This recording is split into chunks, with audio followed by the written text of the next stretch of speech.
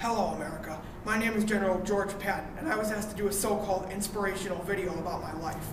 I was born on November 11th, 1885, and graduated from the Military Academy at West Point.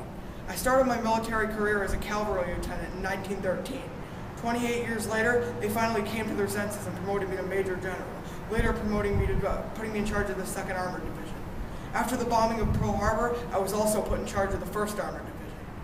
I'm most famed for my sweep of my 3rd Army across France. Those were some of the best times of my life. Some people call my military tactics reckless. I call those people conservative morons. In 1945, my forces reached the German frontier and assisted in capturing over 100,000 German soldiers.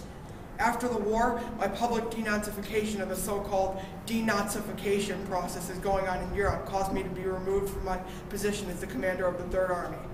I died in a car crash on the 21st of December, but my last wish was that the driver of the other car was not prosecuted for my death.